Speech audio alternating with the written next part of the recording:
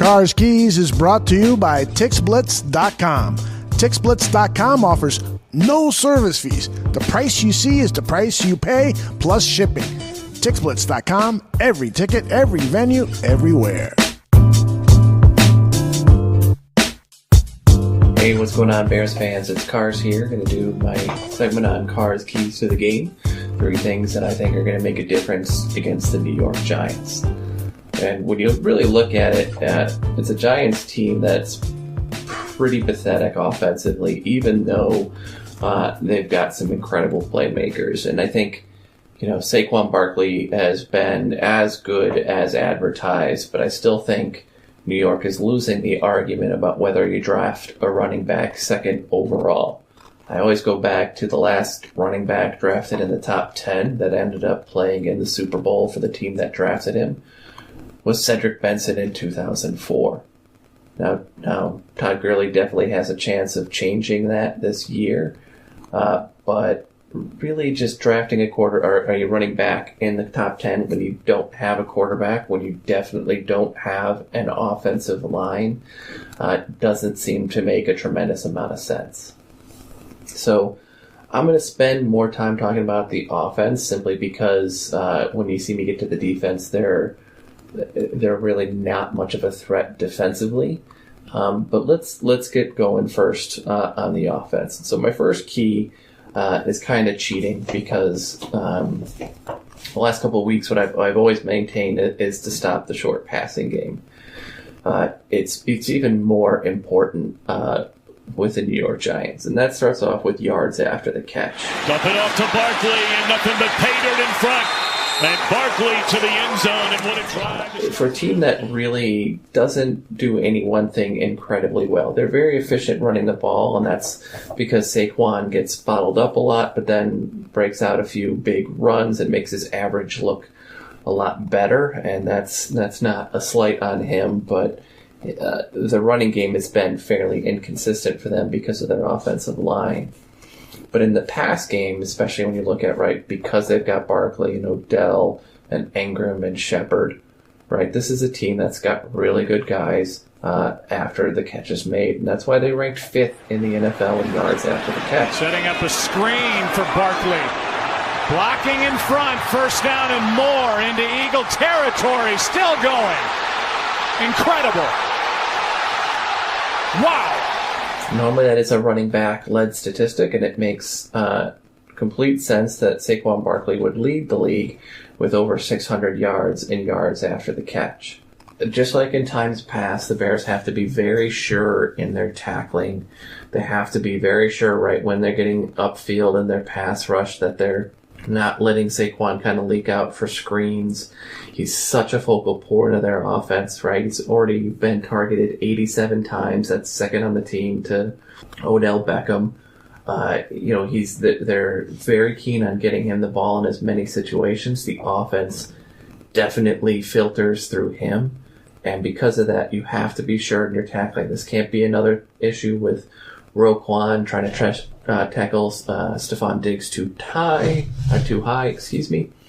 and allowing him to get away for more yards. You have to converge on the ball. You have to be sure in your tackles. Don't go for the pop. You've got to go for the actual wrap. That brings me to my second statistic that I think is interesting, which is the reason that becomes even more important is that Eli Manning is no longer a threat down the field. And what I mean by that, it's a combination of a couple different things. First, Eli's been sacked 38 times in 11 games, roughly 3.5 sacks a game. So, and Manning is sacked all the way back to the 10. So that means that they've had to shorten his drops. They've had to make sure that he gets the ball out very quickly. That's why he averages 2.6 seconds to throw from snap, 1, 2, 3, ball is out. He's relied on a lot of his experience to read defenses, to make decisions on where the ball is going pre-snap. Everything that he's reading pre-snap is making that determination. If we can disguise coverages like we've done so well, that's going to make it very difficult. It becomes more important because Eli's average throw in the air is at roughly 5 yards. It's at 5.2 if I remember correctly. And he's throwing about, on average, 2.2 yards short of the stick, right? So it's a very immediate passing game. And in some sense, it's inflated his numbers. If you look at his overall completion percentage, it's just shy of 70%. But if you break it down by where his throws are coming, there's 401 attempts, 283 of them, or 71%, are 10 yards or less, right? So think of every time he's hitting Saquon, or they're running wide receiver screens with Odell, or that they're trying to get the ball out to Ingram so he can make a play after. 71% of his passes are short of 10. If you compare that to Mitch's numbers closer to about 61, 62%. Where it inflates his numbers is at that point he's 76.3% completion percentage, right? That's a great number, and it should be for a distance of that. But the second that moves out to 10 to 19 yards, Eli is sitting at 78 attempts at that point, and his completion percentage drops to 60.3%, and a 16% drop in accuracy. But when you go to 20 yards or more, all season long, he's only thrown the ball over 20 yards 40 times. Now again, that's a combination of factors of just time, right? That offensive line can't stop anybody. It's a piece of guys getting open, right? Because teams have been able to shadow and put guys deep in some zone coverages and double over the top on Odell. A lot of these deep passes aren't there. As a matter of fact, a good portion of these deep passes are swing routes and wheel routes that end up happening to Saquon Barkley. So they just don't push that ball deep. So when you're being efficient in your pass rush, when you are sitting down and trying to make sure that you're not watching him leak out, for any sort of potential play, you want to push them to try to push the ball down the field a little bit more, because that's where Eli is going to make his mistakes. As he's gotten older, he's just never really had a cannon of an arm. He's always been, in my opinion, one of the most overrated quarterbacks in NFL history. And as time has gone on, right, his performance, his numbers have just declined, and it never made a whole lot of sense for them to continue to think that they can win this year with him, and the record is just showing that. So watch him on the short, be sure in your tackling, try to pressure them into stretching the field, right? If we take a little bit of a lead, don't let them keep dumping off. Let's see if they can try to get something deep. And I think this could be a 3 or 4 turnover game for the Bears if they defend this properly. Now, to the offensive side, this one's a little different. Normally I want to pick on one thing. I think it's always a cheat right now to say the Bears really need to get the run game going. As I discussed in my last pod, the way they defend, the way that they block this doesn't lend itself to doing so, especially with Adam Shaheen out. Now, Adam coming back in definitely can make a difference. But I just, as bad as New York has been against the run, especially after they let Stack Harrison go to Detroit, I just think this is a team that you're going to have to punish through the air. And there's a lot of interesting numbers that relate to that. They're 25th in the NFL, giving up 26 points a game. They're 20th in the NFL, giving up 5.9 yards per play. Opposing teams are completing 44% of their third down attempts. That's 28th in the league. They're giving up 377 yards on defense. That's 23rd in the league. Right? They've only sacked the quarterback a combined 14 times in 11 games. That's good enough for 31st in the league.